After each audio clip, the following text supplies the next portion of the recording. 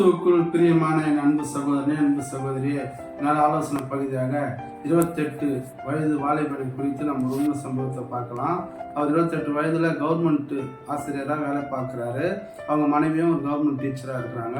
2 பேரும் ஆண்டவராகிய இயேசு கிறிஸ்து ஏற்றுக்கொண்டு ஆண்டவருடைய வேலையை செய்யலான்னு சொல்லி வேலையை ராஜினாமா செய்யலான்னு தீர்மானிக்கிறாங்க.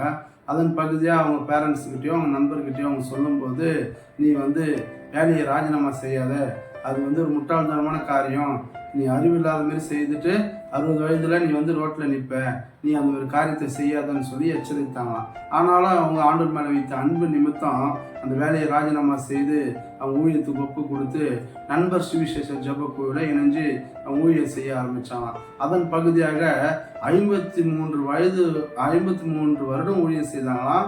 40,000 கிராமங்களுக்கு ஆண்டவர் எடுத்து பயன்படுத்தினாராம். சுமார் 50 லட்சம் மக்களை உட்கார வைத்து சுவிசேஷம் அவரை பிரசங்கித்தாராம் அந்த மக்களுக்கு. அப்போ 60 வயதுல அவங்க ரோட்ல நிற்பேன்னு சொன்ன அவருக்கு வயது 81 வயதுல ஆண்டவர் உயர்த்தி வைத்து அநேக ஊழியங்களை ஆண்டவர் அவரை கொண்டு செய்ய வைத்தாராம். இதை கேட்டுக்கொண்டு இருக்கிற என் அன்பு சகோதரனே, என் அன்பு சகோதரியே, இன்றைக்கு எப்பேற்பட்ட ஒரு கிறிஸ்தவனை நாம் வாழ்ந்து கொண்டிருக்கிறோம். நாம் யாராவது ஒரு ஆலோசனை நம்மளுக்கு சொல்லிட்டாங்கன்னா நம்ம என்ன பண்றோம்? ஊழியத்தை தள்ளி போடுகிறோம். ரட்சிக்கப்பட்டு இருக்கிறோம், இயேசு என்னை அழைச்சிருக்கிறார் ஊழியத்துக்குன்னு சொல்றோம். ஆனா நீங்கள் நானும் ஊழியத்தை எப்போ செய்யலாம்னு ஒரு முடிவு எடுக்கிறோம்னா, நம்மளுடைய பிள்ளைகளை படிக்க வைத்ததுக்கு அப்புறம் ஊழியம் செய்யலாம், என் பிள்ளைகளுக்கு மேரேஜ் பண்ணதுக்கு அப்புறம் ஊழியம் செய்யலாம், நான் வீடு கட்டுறதுக்கு அப்புறம் ஊழியம் செய்யலாம், எனக்கு நல்ல ஒரு வேலை கிடைச்சதுக்கு அப்புறம் நான் ஊழியம் செய்வேன்னு சொல்லி நாம் நாட்களை தள்ளி கொண்டு போகிறோம். ஆனாலும் 28 வயதுல கவர்மெண்ட் வேலையை ரிசைன் பண்ணிட்டு அவங்க கணவனை மனைவியாக ஊழியத்துக்கு ஒப்பு கொடுத்து ஊழியம் செய்த நிமித்தம் 50 லட்சம் மக்களுக்கு ஆண்டவர் அவங்கள பயன்படுத்தினாராம். 50 லட்சம் மக்கள்னா சாதாரண விஷயம் கிடையாது.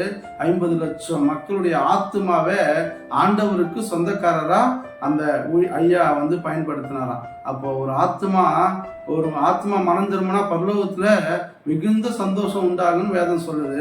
50 லட்சம் ஆத்மா ஒரு 2 பேரை கொண்டு ஆண்டவர் நடத்தினாருன்னா, இன்றைக்கு நீங்கள் நான் எத்தனை ஆத்மாவை ஆண்டவருக்கு சொந்தக்காரங்களா மாத்தி இருக்கிறோம். அப்ப இன்றைக்கு ஒருவேளை நான் ஊழியத்துக்கு என் ஆண்டவர் அழைச்சிருக்கிறாரு, என்னை ஊழியத்துல ஆண்டவர் பயன்படுத்த நினைக்கிறாருன்னு சொல்லி நீங்க நினைப்பீங்களான்னா, இன்றைக்கு ஒரு தீர்மானம் எடுங்க. ஆண்டவரே, நான் இனிமேல் எந்த காரணத்தையும் நான் காட்ட மாட்டேன், எந்த காரணத்தையும் நான் ஊழியத்துக்கு சொல்ல மாட்டேன், யாருடைய ஆலோசனையும் நான் கேட்க மாட்டேன், உங்களுடைய ஊழியத்தை நான் எடுத்து செய்வேன். ஆண்டவரே, இவ்வளவு நாட்கள் நான் ஊழியம் செய்யாதுக்கா என்னை மன்னிங்க அப்படின்னு சொல்லி ஒரு தீர்மானம் எடுங்க. கர்த்தர் உங்களை என்னை ஆசீர்வதிப்பாராக. ஆமென். அல்லேலூயா. நான் வாழும் இடங்களில் அழைப்பை மறவாமல் வெளிச்சம் கொடுத்திட விரும்புகிறேன். நற்செயல் செய்வதில் சோர்ந்து போகாமல் உம்மை போல் வாழ்ந்திட விரும்புகிறேன். அன்பு, சந்தோஷம், சாந்தம், சமாதானம் ஆவியின் கனி தர